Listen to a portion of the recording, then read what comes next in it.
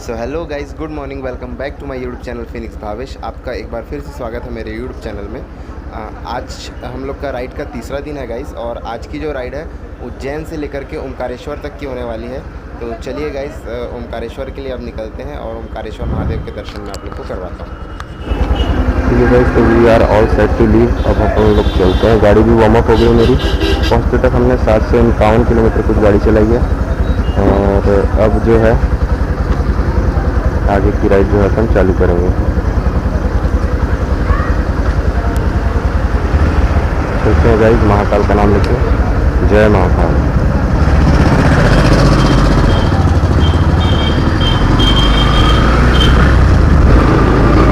Friends, अब उज्जैन में महाकाल की नगरी को छोड़ के हम लोग वापस जा रहे हैं ओमकारेश्वर महादेव के दर्शन करने के लिए। और मैं आप सभी व्यूअर्स जो भी इस वीडियो को देख रहे हैं उनके लिए सिर्फ एक ही प्रार्थना करता हूँ भगवान से कि भगवान महाकाल आप सब पर अपनी कृपा बनाए रखें। और इस वीडियो को देखते हुए एक बार मेरे साथ में आप लोग जरूर बोलें, जय श्री महाकाल। बहुत अच्छा लगा गाइस महाकाल के दर्शन करके। और सिटी जो है उज्जैन, इसको भी हम लोग कल घूमे हैं। बहुत मज़ा आया कल घूम करके।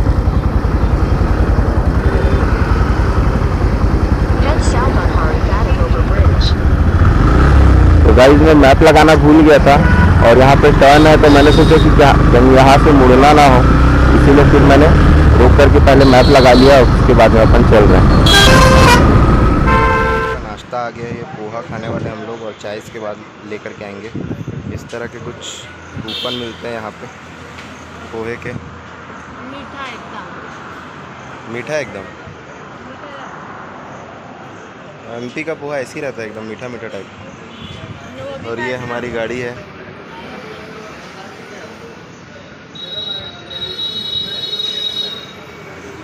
हाईवे के बाजू में बैठ करके मस्त अपनी गाड़ी को देखते हुए नाश्ता करने का मज़ा ही कुछ और है।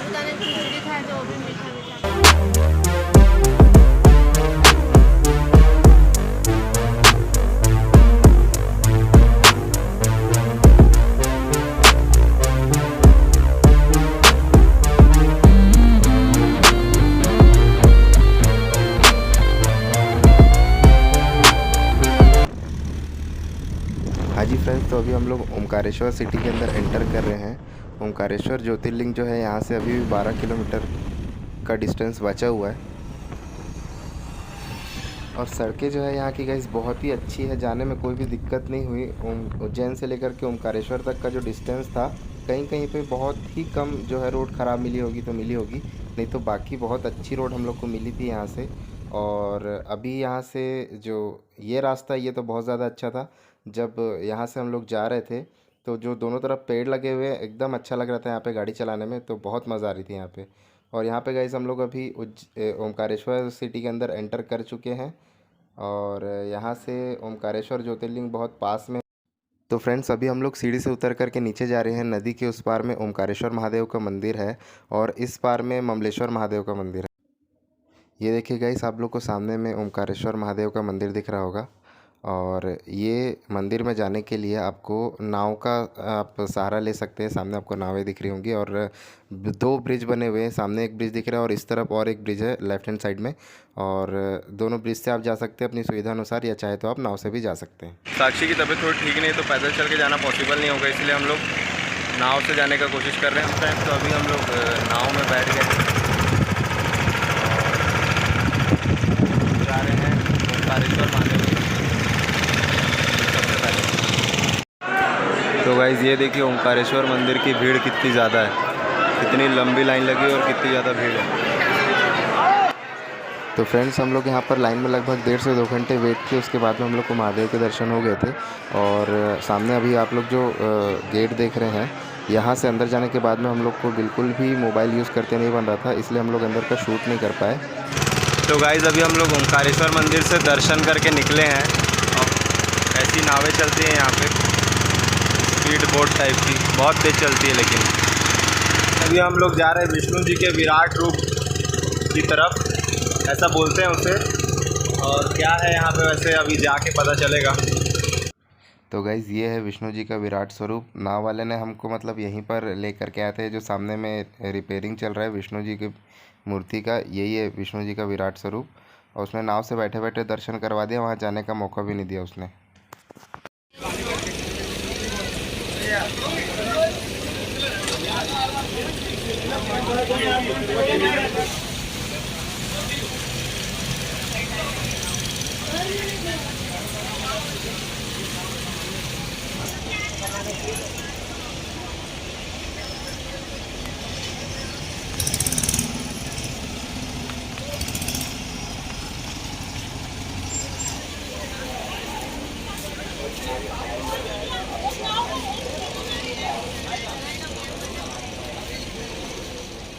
हेलो फ्रेंड्स, तो अभी हम लोग नर्मदा घाट के ऊपर आ गए हैं और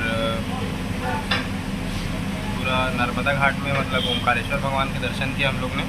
उसके बाद नाव वाले ने दोनों तरफ नदी के दोनों तरफ घुमाया हमको। उसके बाद हम लोग को ममलेश्वर भगवान के दर्शन करने के लिए जाना था, लेकिन क्या है साक्षी की तबीयत बहुत ज़्यादा ख़राब हो गई है, मतलब उसको चलते नहीं बन रहा है, तो हम लोग फिर वहाँ नहीं जा पाए। थोड़ा वहाँ का प्लान थोड़ा सा कैंसिल कर दिया हम लोग और अभी आए हैं होटल में माँ शारदा भोजनालय में, यहीं पे है, ये पास में ही है यहाँ पे।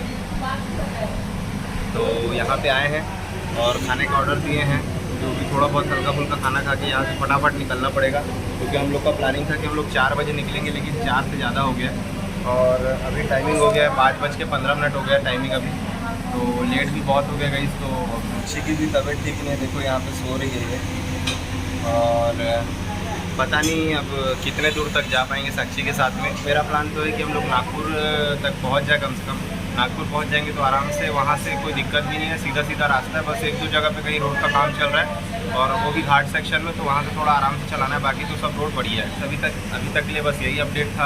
जब निकलते हैं खाना वाना खा के फिर वापस मैं आपसे मिलता हूँ।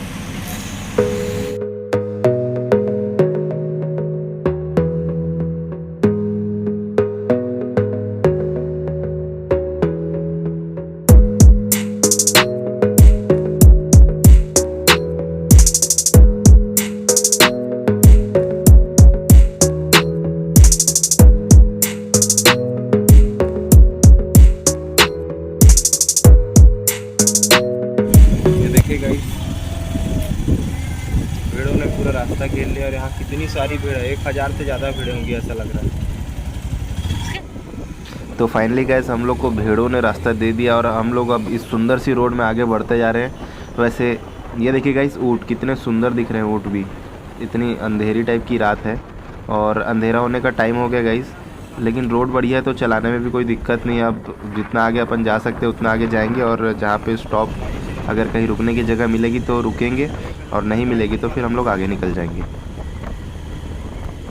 चले गाइस, तो अब ज़्यादा बातें नहीं करते क्योंकि जाना बहुत दूर है। हम लोग बैतूल लगभग पहुंचने वाले 10 किलोमीटर है बैतूल और रास्ते में हम लोग को इतनी ज़बरदस्त ट्रेजेडी हुई थी ना कि मैं बता नहीं सकता आप लोग को। हमको ये नहीं पता था कि ओंकारेश्वर से थोड़ा दूर आने के बाद में बैतूल से 10 किलोमीटर या 20 किलोमीटर पहले तक, मतलब बीच में लगभग 80 किलोमीटर का जंगल है, टोटल घना जंगल, इतना खतरनाक जंगल गाइस कि मैं मतलब आप लोग को बता नहीं सकता। आप लोग रात में वहाँ पे सोचोगे भी नहीं, या कभी इमेजिन नहीं किए कि वहाँ पे आप ड्राइव करो। इतना घना जंगल और पूरा का पूरा 70 से 80 किलोमीटर पूरा घाट सेक्शन, पूरा का पूरा घाट सेक्शन, मतलब क्या ही बताऊँ, मैं एक्सप्लेन नहीं कर सकता अपने शब्दों में।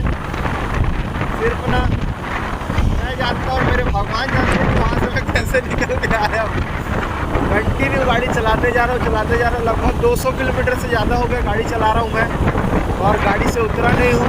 शोल्डर बहुत ज़्यादा पेन कर रहा है मेरा, ब्रेक नहीं लिया, 200 किलोमीटर से ज़्यादा हो गया और मुझे एक ब्रेक की ज़रूरत है।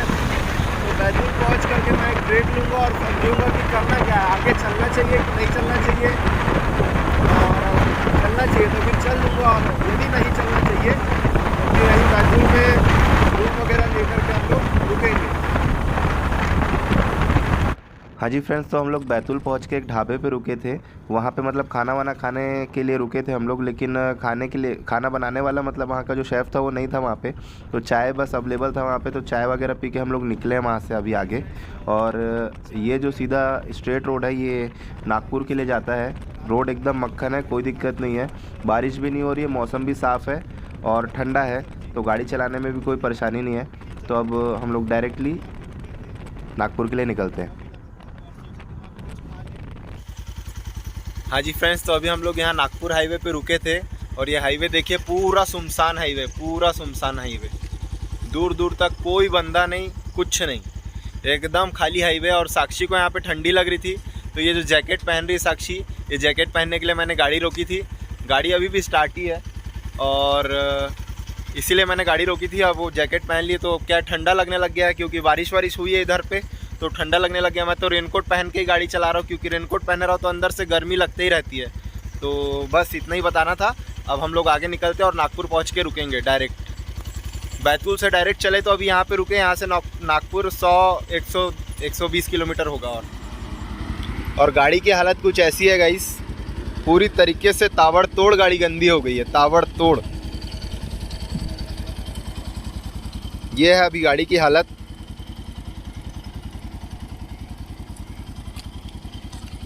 लाइट्स वगैरह लगा के मैंने बहुत सही काम किया है।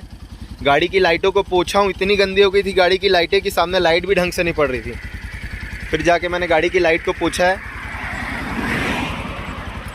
और ये कुछ सीन है गाइस। अभी बहुत ज़्यादा मज़ा आ रही राइड करने में, बहुत ज़्यादा मज़ा आ रही राइड करने में guys.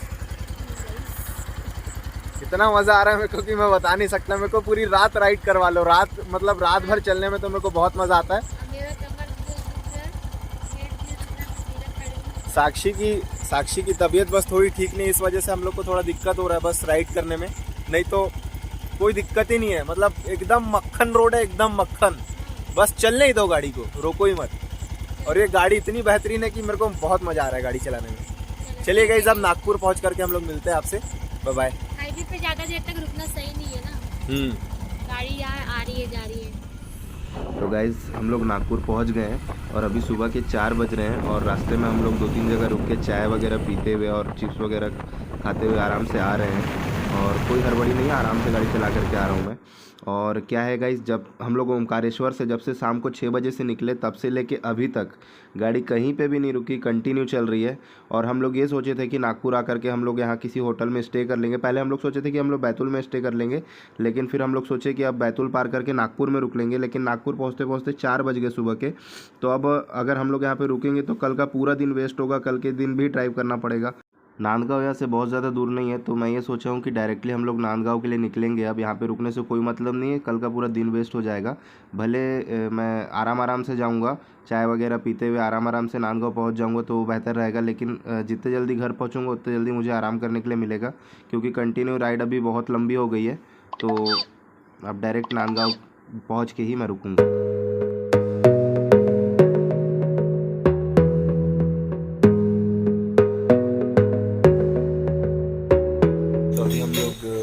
Just Chhattisgarh border enter किए थे, उसके बाद में जो पहला ढाबा पड़ा था वहाँ पे रुक करके हम लोग जो है नाश्ता वगैरह कर रहे थे। ये नाश्ता है आलू के पराठे और काली दाल के साथ में जो है नाश्ता हम लोग करने वाले हैं। बहुत ज़ोर से भूख लगी थी, कल दोपहर में जो खाए थे उसके बाद में हम लोग ने कुछ भी नहीं खाए थे, कंटिन्यू बस चल रहे थे। और कहाँ पे जहाँ पे रुके थे ढाबे में बीच में चाय मतलब कुछ खाने के लिए रुके थे, तो वहाँ पे कुछ भी नहीं था, सिर्फ चाय अवेलेबल थी। तो हम लोग ने चाय बस पिया, उसके बाद फिर वहाँ से निकल गए थे। कौन सी जगह थी? बैतूल था शायद। बैतूल में हम लोग सिर्फ चाय पिए हैं और उसके बाद में हम लोग निकल गए थे, कंटिन्यू चल रहे थे। उसके बाद 3-4 जगह पे रुक के चाय पिए, क्योंकि बहुत ज़्यादा नींद आ रही थी। फिर भी कैसे ना कैसे मैनेज करके हम लोग पहुँच ही गए।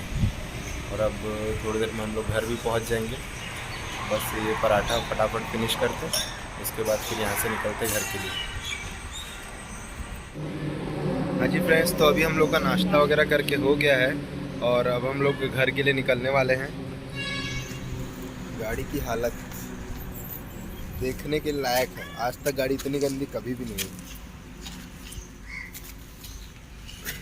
गाड़ी बहुत गंदी हो गई है गाइस, लेकिन मज़ा बहुत आया गाड़ी चलाने में। और यामाहा की ये जो गाड़ी है FZ बहुत ही ज़्यादा अच्छी गाड़ी है, टूरिंग के लिए बहुत ही बढ़िया गाड़ी है। कंट्रोल बहुत ज़्यादा ज़बरदस्त है। कई बार गाड़ी आउट ऑफ कंट्रोल होते बची है, मतलब कि ख़राब रोड आ गई थी अचानक से, तो उसके वजह से, लेकिन फिर भी गाड़ी कंट्रोल हो गई। तो कंट्रोलिंग पावर बहुत ज़बरदस्त है और गाड़ी का पावर भी बहुत अच्छा है। गाड़ी 90-100 की स्पीड में मैंने ऑलमोस्ट चलाया है गाड़ी को, तो बहुत अच्छा परफॉर्मेंस है गाड़ी का। एवरेज वगैरह क्या है ये तो पता नहीं, अभी जाके कैलकुलेट करेंगे घर में, तब मालूम पड़ेगा कितना किलोमीटर चली और कितना पेट्रोल डाला है गाड़ी में। तो ठीक है गाइस, चलिए अब घर चल करके मैं मिलता हूँ आपसे, और जो बाकी बातें वो घर पे ही करूँगा।